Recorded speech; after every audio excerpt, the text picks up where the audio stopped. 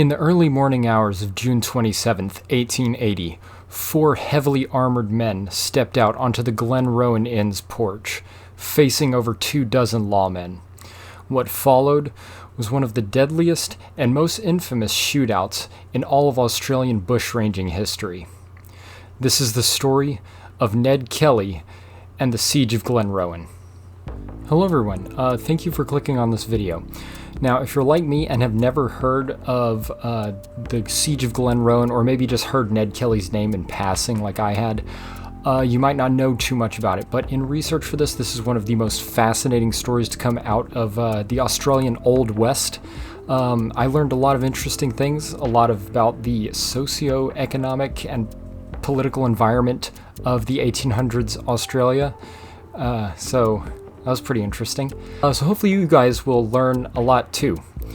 Without further ado, let's get into it. Our story begins a little bit before Ned Kelly with his father, John Red Kelly, who, no surprise, considering that they lived in Australia, was an ex-convict. He was, the whole prison colony thing, yeah, that was him. John Red Kelly, born in 1820, was convicted of stealing a pig around the age of 21, and that is how he ended up in Australia. It's important to note that because I think it sets the stage for Ned Kelly's childhood environment. Maybe gives us a little bit more context to where he got his moral compass and way of thinking, which we will soon find out was a little bit different than most people, I would say. Perhaps not for the time, but certainly for modern times. After serving his 7 years in British penal colonies, Red decided to stay in Australia and make a new life for himself, where he eventually met Ellen Quinn, who he would later marry and father 8 children with, one of which was Ned Kelly. Ellen Quinn was the daughter of 2 bounty immigrants to Australia, so she grew up with a little bit less of a criminal background. She met Red when he started working at the farm that she also worked at, and the rest was history. However, Red and her father had known each other prior. They met at a pub in Mary Creek, where the two discussed setting up an illegal moonshining operation. So, to say that her father did not approve of this relationship was putting it lightly.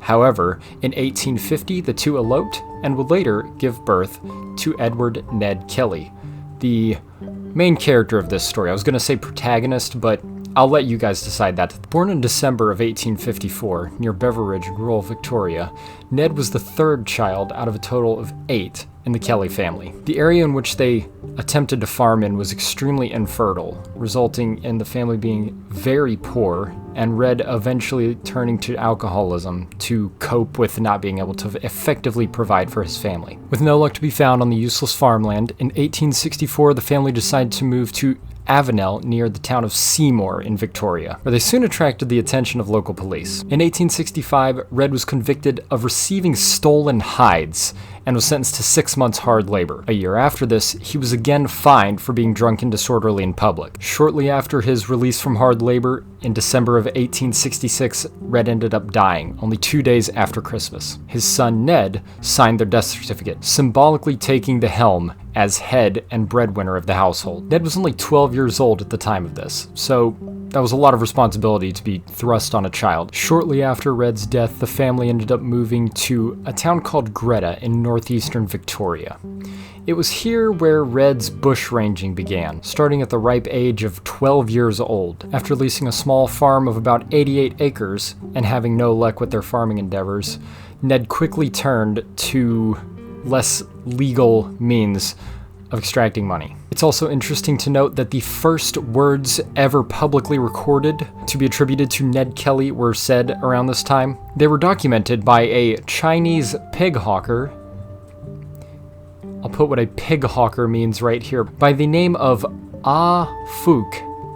I'm not making this up. Look, you can look this up yourself. In 1869, Mr. Fook found his way onto their property and, according to him, requested a drink of water. This turned into some sort of assault on Kate, Ned's sister, to which Ned proclaimed that he was a bushranger and proceeded to rob Mr. Fook of 12 shillings with a long stick. Kelly was initially charged for this, but due to witnesses being nearby and close to the family, the charges were dismissed. I would have loved to see that, though. A 12-year-old robbing a grown man with a long stick for like $12. That's pretty awesome. I'm going to go ahead and elaborate a little bit on why Ned is considered a folk hero to many in Australia even today, because as you'll see shortly, some of his actions do not sound very hero-like. So in the 1800s in Australia, there existed something called the squattocracy. What the squattocracy was effectively wealthy landowners gaining squatters' rights to vast swaths of land across Australia by having their herds of livestock, mainly sheep, just grazing about. Everywhere the sheep went, they had legal claim to eventually. It goes without saying, this greatly impacted any poorer immigrants as well as the Aboriginal people, to the point that it was very hard to find any fertile land with access to water for anyone looking to make any kind of living in Australia. It created a massive class divide, and since Ned primarily targeted people who were closely affiliated with the squattocracy, that he became somewhat of a folk hero. I say somewhat of a folk hero. They have statues of this guy. In 1869, Kelly began his career in bushcraftery after meeting a man by the name of Harry Powers.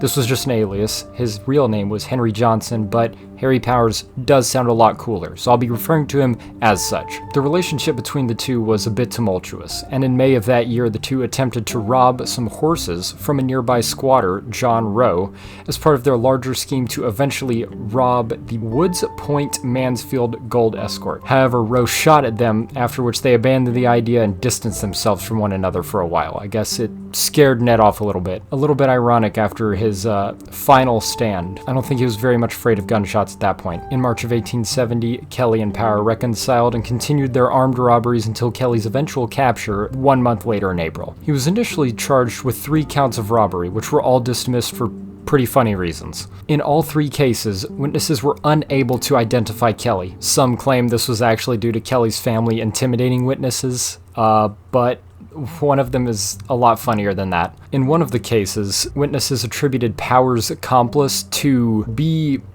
a word that I will not say because I have never heard it before, but it sounds very offensive.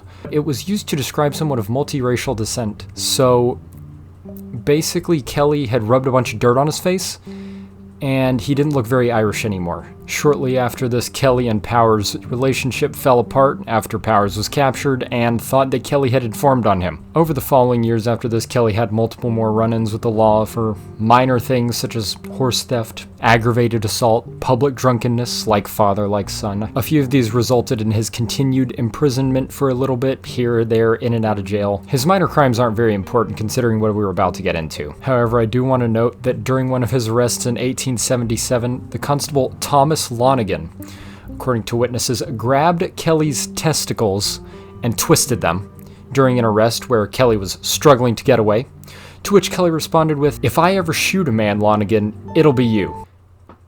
I mention that because it'll be relevant here in a few minutes. The following event, on April 15th, 1878, is the event that ignited the fuse to the powder keg that was the Siege of Glenrowan, one of the most infamous shootouts in all of Australian history. Early that morning, a constable by the name of Alexander Fitzpatrick rode off to the Kelly homestead to execute an arrest warrant on Ned's brother, Daniel Kelly. The 2 brothers, along with their now estranged stepfather, George King, had allegedly sold 6 stolen horses. However, it was believed that Ned was on the run in New South Wales, so he wasn't really on the priority of Constable Fitzpatrick at this moment. Upon Fitzpatrick's arrival, Ellen Kelly answered the door and informed him that Daniel wasn't home. Fitzpatrick decided to stick around and wait for him and chatted for a few hours with their mother. Later on, Dan indeed came home and was informed that he was under arrest. Being a gracious officer of the law, Fitzpatrick allowed him to eat dinner before he would be taken in. However, while they were eating dinner, Ned burst through the door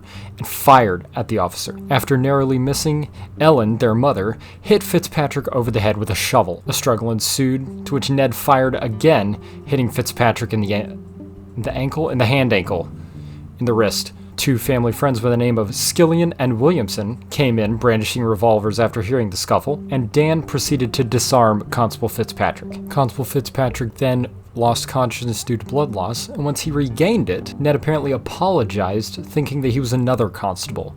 I'm gonna go out on a limb here and guess that he was thinking it was Lonigan. You know, the guy that grabbed his dick and twisted it. The old dick twist? I can't say I blame the man. Ned, with his infinite wisdom, especially in medical knowledge, then compelled Fitzpatrick to attempt to extract the bullet from his wrist using his own knife. Mind you, this is in the 1800s, before germs and modern medicine and the other evils that come with that. Instead, Ellen dressed the wound, while Ned concocted a cover story and promised to reward Fitzpatrick if he adhered to it. Fitzpatrick was then allowed to leave.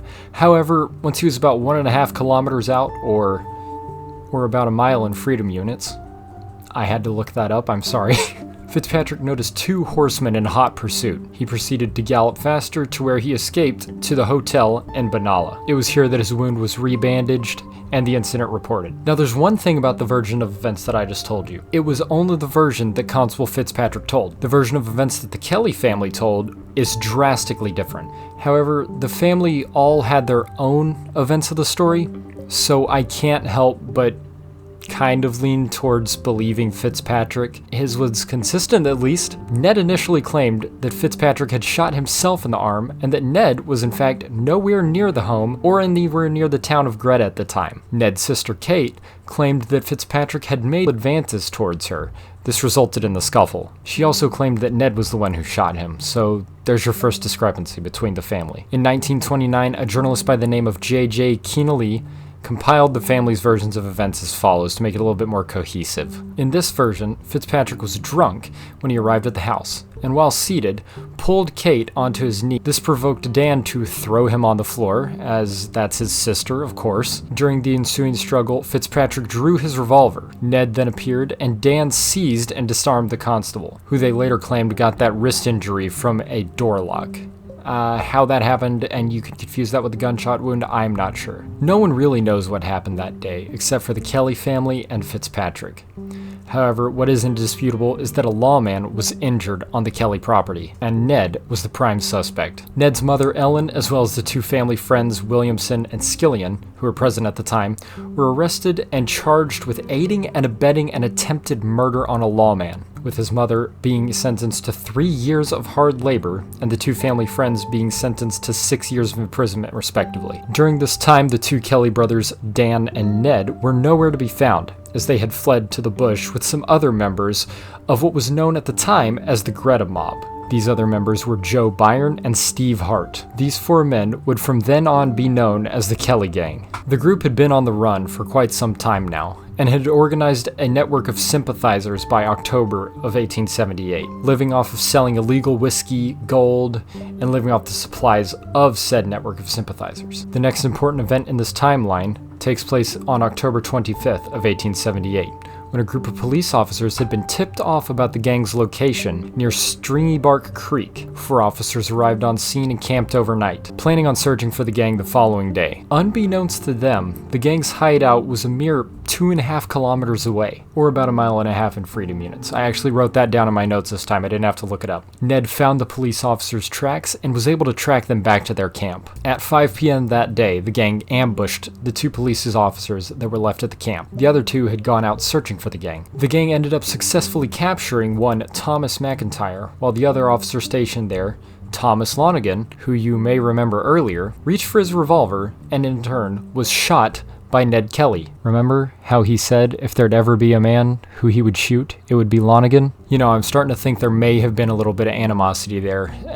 Whether he reached for his revolver or not, I think that Lonigan was getting shot regardless. McIntyre knew that his fellow officers would be returning to camp shortly and proceeded to beg for their lives with the gang. They somewhat agreed, and Kelly advised McIntyre to tell the officers to surrender once they came within earshot. As McIntyre did so, the gang popped out and yelled for the officers to surrender as well, causing a little bit of confusion. One of the mounted constables returning, by the name of Constable Kennedy, instinctively reached for his revolver, causing him to be shot at immediately. The other mounted officer by the name of Constable Scanlon attempted to dismount and unsling his rifle from the shoulder at this time. Seeing this as an act of aggression, the gang focused their fire towards Scanlon, fatally wounding him shortly after. However, Kelly maintains that Scanlon had in fact shot first, sparking the entire shootout. There were also conflicting reports between McIntyre and Kelly regarding Officer Kennedy. McIntyre claimed that Kennedy was attempting to surrender when the gang opened fire on him, while Kelly claimed that he had dismounted, ran behind a bush, and proceeded to shoot at the gang, sparking it to be more of a self-defense situation, according to Kelly. What is certain is that Kennedy managed to flee into the bush, where the gang chased him and eventually found him and finished him. It was during this that Officer McIntyre hopped on Kennedy's horse and managed to ride out. McIntyre made it to the nearby town of Mansfield, where the next day a search party was mounted and the other officers' bodies were found. Ned claimed the entire altercation was an act of self-defense, saying that the party was out for blood and that he knew that they would be shot on sight if they were found. McIntyre, however, disagrees, claiming that their intentions were always to have a non-violent arrest. The gang had now killed 3 officers and a manhunt was underway. The Victorian government had placed an £800 bounty on them, which was soon upped to over £2,000. Shortly after this, the government passed the Felon Apprehension Act. Under this act, all bushrangers had until November 12th of that year to surrender themselves or be claimed as outlaws. This meant that anyone who encountered them, whether they were armed or believed to be armed, had every right to shoot them dead where they stood. This also heavily criminalized aiding any bushrangers, with a penalization of up to 15 years in prison. I feel as though this decision may have made the gang slightly more dangerous, as now they were for sure that anyone who encountered them who was not explicitly on their side was going to shoot at them. Before it was kind of a hunch, now it's confirmed. Despite the legal threats enacted by the Felon Apprehension Act, they still had an even larger network of supporters now, keeping them supplied for the next couple of years, helping them evade police, and just keeping them alive while they were on the run. However, the gang was running out of funds fast, and they needed to plan their next raid very quickly. They cased out the town of Euroa, where they planned to rob the bank. The gang decided to use the nearby railway station of Young Husband as their base of operations. After holding up the station, they took around 14 hostages as collateral in case anything went wrong while they were robbing the bank. The next day, Ned, Byron, and Hart rode out to cut Euroa's telegraph lines. Dan stayed back to guard the hostages. At around 4 p.m. on December 9, 1878, the robbery was executed. The gang entered the Euroa Bank and made out with around £226 worth of valuables as well as gold. The heist went off without a hitch and is pretty unremarkable considering all the other later things that we'll discuss. When the gang returned to their hostages, they proceeded to perform a trick show for their cooperation and for their time. If you don't know what that is, it's basically where it's trick riders. They perform tricks on horses.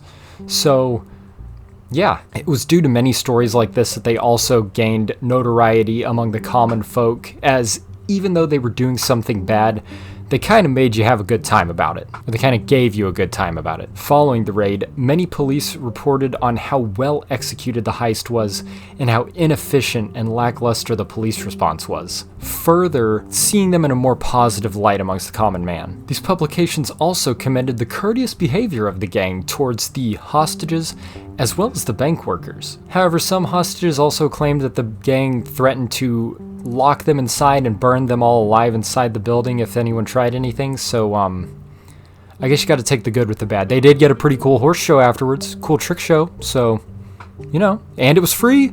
It was free, only at the risk of being burned alive. Not a bad trade.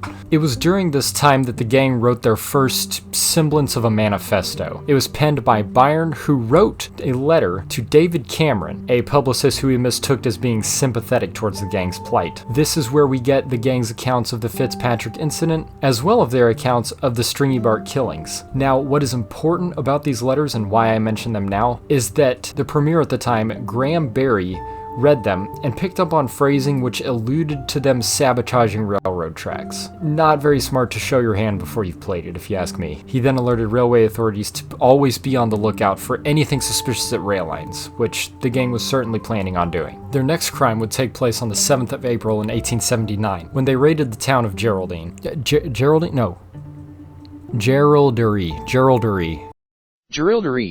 They initially raided the police barracks where they stole uniforms and paraded around the town disguised as police to case the rest of it. The following day, they began their crime spree, donning the police uniforms once again and hitting the banks and hotels in town. They made out with around £2,100 worth of valuables, including bonds and gold and cash, things like that. However, they also found a bunch of deeds to land and mortgages and burned them, stating, "These bloody banks are crushing the lifeblood out of the poor, struggling man."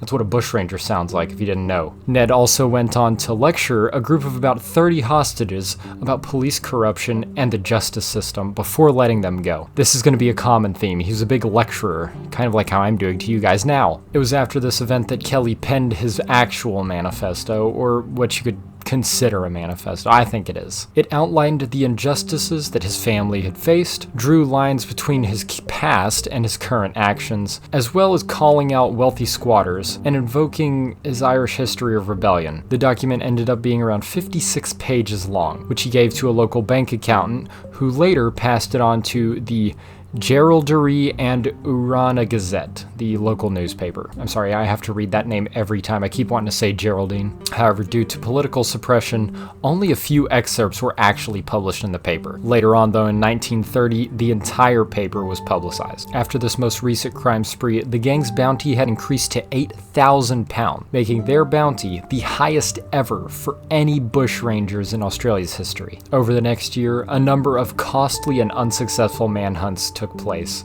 Due to this, the leadership of the police unit searching for them changed to one Francis Augustus Hare, who in June of 1880 received reports that the gang was planning another town raid, like the one in Geraldry, only this time the gang had planned on using handcrafted bulletproof armor. Hare then dismissed these claims as preposterous and later fired the man who reported him. I bet he felt really stupid after what happened next. Are you guys sensing any foreshadowing? I hope so. On June 26th of 1880, the gang showed up to Byron's mother's house to confront her neighbor, who was a police informant. A man by the name of Aaron Sherritt was a former Greta Mob gang member. After they had found out or heard rumors that he was a police informant, they attempted to send him letters convincing him to join the Kelly gang. After receiving no response, they decided to show up to Byron's mother's house and take matters into their own hands. The incident that follows could have been written by Quentin Tarantino. The way in which they carried this murder out would, quote, astonish not only the Australian colonies,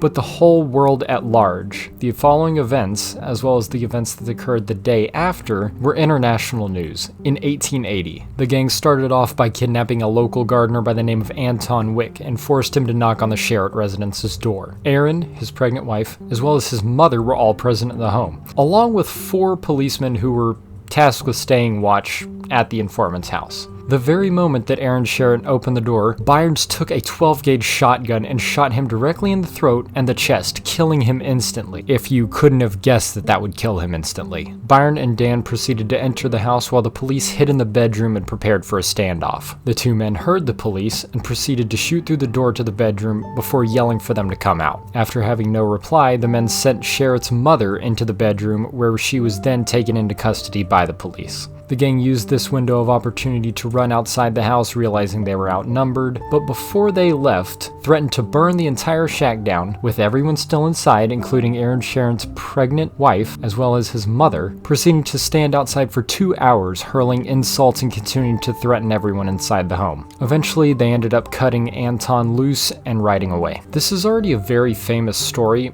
However, if the plan that they had concocted was actually executed, I feel like this story would be on the same level of the North Hollywood shootout. So their original plan was to ride towards the town of Glenrowan, which was along the route from Melbourne to the Sherritt residence, where they had surmised that there would be a heavily armored train full of police on the way to execute their warrant. They planned to derail the train and shoot any survivors before completely blowing up the railway bridge across the way from Glenrowan, effectively cutting off the town. After the town was completely cut off, giving them no way of escape or reinforcement for police, the gang would proceed to ride through the town, robbing as many banks, places of business, hotels, anything they could find. They also planned on bombing the police barracks, torching the courthouse, freeing any prisoners from jails, and causing as much chaos as possible before fleeing back into the bush, probably to do it all over again. Now, I had prior done some research on this for a paper in college, and I knew that they had planned on derailing the train, and I was like, oh, it's, all of Australia, it's flat. It looks like this. That's not what they had in mind. In the spot in which they had damaged the tracks and planned the derailment, it was on the opposite side of a valley, so the train was going to be going about 60 miles an hour around a curve. Their plan was to damage the tracks at that curve, which would launch the train directly into a deep gully. Yeah, that explains the whole if there were any survivors for them to shoot. Setting up for the siege, the gang gathered as many hostages as they could in the Glenrowan Inn as well as the Glenrowan railway station, which was just across the street. The gang had planned to lay in wait for the police to arrive, which they assumed would be around midday. However, they realized that something was amiss. The morning and afternoon came and went, and deep into the night the gang realized, I don't think there's any police coming, at least not anytime soon. As it turns out, the police that were in the Sherritt residence were terrified. Instead of leaving after the 2 hours that the gang did, the police stayed there all night, assuming that the gang was waiting outside for the police to step out so they could be ambushed. The officers waited until morning to ride out and gather the reinforcements and tell everyone what had happened. This caused a massive delay in the train, which they had correctly surmised was coming for them, to actually depart. By this time, the gang had accumulated around 62 hostages, with a few sympathizers planted here and there in the crowd to help the gang maintain control over the growing crowd. Mind you, this is still only 4 guys. One hostage later testified that the gang, quote, did not treat us badly, not at all. Now, whether that guy was a sympathizer or not, I'm not sure. I believe that they eventually arrested all the sympathizers involved, so maybe not. Word of Aaron Sherritt's murder had finally reached Melbourne around midday on the 27th, and at 9 p.m., the train had finally set out towards Beechworth, where the Sherritt residence was located. Shortly before the train arrived at Glenrowan, after receiving more and more reinforcements from towns along the way, Thomas Curnow, a hostage who Ned had assumed wrongly to be a sympathizer, had been let go and managed to flag down the train before they arrived at the derailment site. By this time, it was deep in the night, and the gang knew was something amiss. So, assuming the train wasn't coming after all, Ned decided to free the hostages, but only after he gave them one of his iconic anti-establishment, anti-police, anti-system speeches. One can wonder how long this took. By this time, it was 3 a.m., and it was at this time, right at the tail end of his speech, that the police train arrived at Glenrowan. The hostages had almost made it out. The police train initially arrived carrying around 27 lawmen. This certainly wasn't exactly according to plan and what the gang assumed would happen, but they were prepared. Despite the heavy suppression and raids by police against sympathizers, the network that the gang had established was contributing a little bit more than just supplies and places to stay while they were evading the police.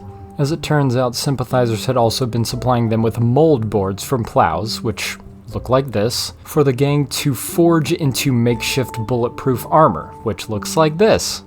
The plates were about a 1/4 inch thick, or 6 millimeters, and were able to stop a .557 Martini Henry round from 10 yards away. Each suit weighed about 97 pounds, and these armor suits covered heads, torsos, parts of their arms, and, at least confirmed for Ned's suit of armor, their back as well. It was unclear whether any of the other suits had any padding under the armor, however it was confirmed that Ned's suit indeed did. It's theorized how the gang forged this armor, with some believing it to be forged at the Stringybark Creek encampment, where the first police killings took place. It's also theorized that the gang got the idea after some members went to a traveling carnival and saw depictions of Chinese armor and sparked their inspiration. In 2003, Byron's armor was disassembled and examined by the Australian Nuclear Scientific and Technology Organization at the Lucas Heights nuclear reactor in Sydney to determine how the armor was made. They determined that the bushcraft theory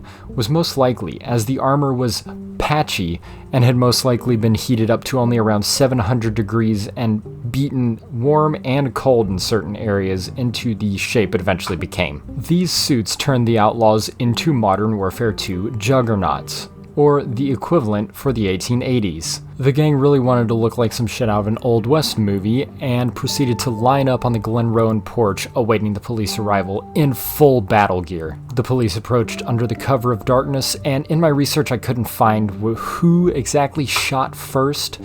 All that I know is that as soon as they were about 30 yards away, they opened fire. Someone did. Around 150 rounds were fired during the initial volley, with bullets flying through the inn full of hostages as well as approaching lawmen. Miraculously, no lawmen were killed during this time. However, Hare was injured after being shot in the wrist. A lot of wrist shooting from the gang.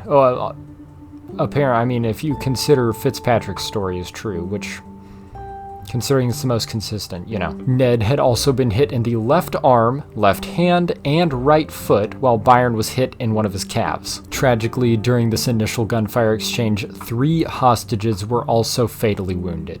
A 13-year-old boy by the name of John Jones, a local man named George Metcalf, and another local man by the name of Martin Cherry, 2 of which were later confirmed to have been killed by police gunfire. The third, it was disputed whether it was police or perhaps a misfire by Ned. Either way, this is certainly the most tragic part of the siege, the innocent hostages that were being killed that honestly neither party really wanted to harm, it seems. I say neither party because allegedly Ned was about to let him go before the police arrived after his speech, so during this gunfire, someone shouted that there were women and children inside the inn, prompting a ceasefire. During this lull in the gunfire, most of the hostages were able to run out.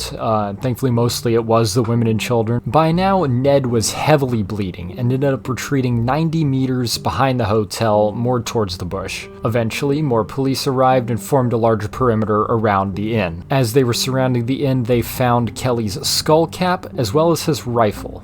Turned out, Kelly was mere feet from them, hiding in a bush, and they didn't see him. Throughout the night, the police continued to fire intermittently at the hotel, where gang members came into view here and there. It was around 5:30 a.m. when the first of the gang members were to be killed. Byron was drinking whiskey at the hotel bar when someone caught sight of him through a window and proceeded to fire on him, his final words being one last toast to the gang. Over the next few hours, even more police reinforcements arrived, bringing the total number of police forces to around 40 by this time. And around 7 a.m., Ned would once again make himself known. Unsure if anyone in his gang was still alive, Ned rose from his hiding spot, armor-clad, pistols in hand, and began firing from behind the police, where they had failed to spot him prior. He lumbered from tree to tree, limping here and there, staggering from the impacts of rounds on his armor and his prior leg injury. While his armor had padding in some areas, its effectiveness was questionable at best. Anywhere that Ned got shot,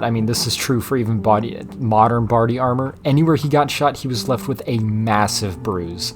And it was confirmed later that 5 rounds had indeed deflected off of his helmet, one of which giving him a pretty bad concussion, which I guess is a little bit more preferable to if the round had gone through the helmet. Ned was quoting describing the gunshots deflecting off his armor as blows from a man's fist, which significantly impacted his ability to aim his pistols as well as reload. Police reports of this incident are honestly pretty terrifying. They describe it as a foggy morning and seeing this giant mass arise from the bush and start running at them. Every time the police shot at the figure, it just kept coming and eventually started to return fire. Witnesses said that he looked like a bunyip or a devil in the fog. This gun battle lasted around 15 minutes, which is pretty damn impressive considering the amount of rounds that Ned was taking and still kicking. While Ned advanced from behind the police, the gang took this opportunity to provide covering fire from the inn. This gun battle was finally ended when Ned received 2 shotgun blasts to the legs, finally incapacitating him. Around this time, he was close enough to the police that they could exploit the one fatal flaw in the armor, and that was the legs were completely exposed. As soon as Ned was down, the police took him into custody and ripped his armor off, to which he was examined and found to have 28 wounds, including gunshots, bludgeoning wounds, and cuts. His armor was shown to have at least 18 bullet marks, which, like I mentioned earlier, 5 were to the helmet alone. At around 10 a.m., another ceasefire was called, and the remainder of the hostages were finally let go by the gang. This meant the last 2 people in the hotel were Dan Kelly and Steve Hart. By around noon that same day, a crowd of about 600 spectators had gathered around the hotel to witness the showdown's epic conclusion. Not wanting to disappoint the crowd, the commander of the operation ended up ordering a cannon from Melbourne. However, this was going to take a long time to get there, and I think they eventually decided that it would kind of be overkill for 2 guys. I mean, granted, they were wearing bulletproof armor, so instead, they simply opted to burn them out, which at 2:50 p.m., under the cover of police fire, Senior Constable Charles Johnson set the hotel alight. That same afternoon, a Catholic priest by the name of Matthew Gibney had halted his travels and entered the burning building in an attempt to rescue anyone left alive. It was then that he found the dead bodies of Byron, Dan, and Hart. He also stopped to give Ned Kelly his last rites before heading back out. The causes of Dan Kelly and Steve Hart's deaths are still a mystery to this day, with some believing that they took their own lives, and others believing they could have died from the fire itself or something like smoke inhalation. Regardless, this marked the end of the siege of Glenrowan and solidified the gang's name in the annals of history. Following the siege, Ned Kelly was transported to a jail in Benalla, where police proceeded to string up the dead body of Byron outside of his cell while onlookers guffawed. He was later transported to Melbourne for sentencing. I'm not really sure what they did with Byron's body. I don't know if they just left it there. I'm sure they didn't, but damn. They really hated this guy. In August of 1880, Ned Kelly's hearing finally took place. Believing his guilty verdict to be almost certain, he wanted his defense to instead highlight the reasons why he turned to this life of bushranging. The defense highlighted a lot of struggles during Ned Kelly's childhood and echoed a lot of sentiments that were stated in the aforementioned manifesto. And on October 28th, Kelly was sentenced to death by hanging. Also, a little fun fact about the judge presiding over the case.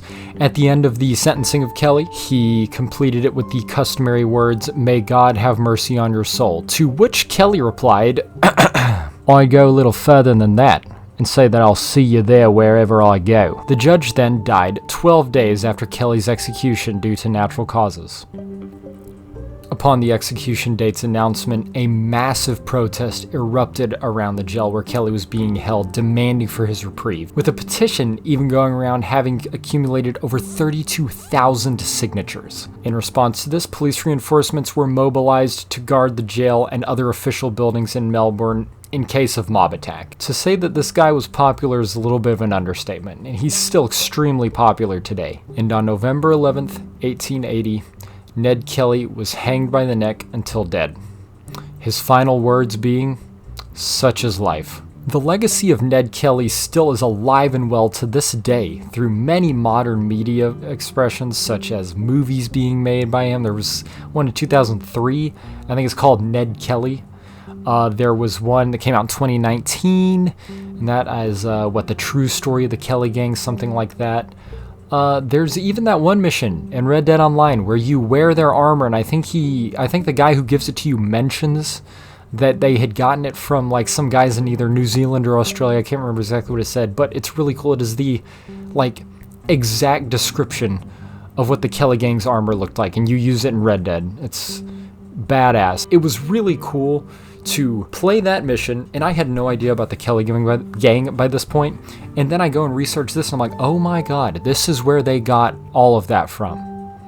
Anyways, he leaves behind a strong political legacy as well, if you couldn't have imagined that. But the people who talk about that know a lot more than me and are much smarter than me, so I would suggest going and watching them if you want to learn more about that.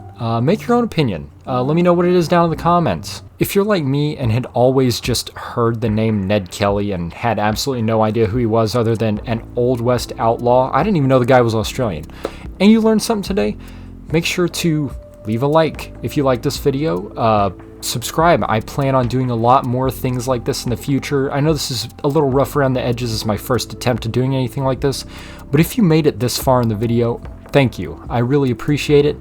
If you have any suggestions, any things that I can do maybe to make it more interesting, any topics that you would like me to learn more about, maybe cover, stuff like that, please let me know in the comments. Just let me know what you guys think. I appreciate your time so much.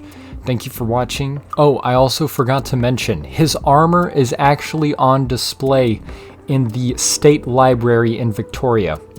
So if you're ever in Victoria, Australia, and want to see it, it's there. Without further ado, I won't take up any more of your time today. Thank you again. If you like this video, let me know. Again, taking suggestions, open to anything. Thank you guys. You have a great rest of your day.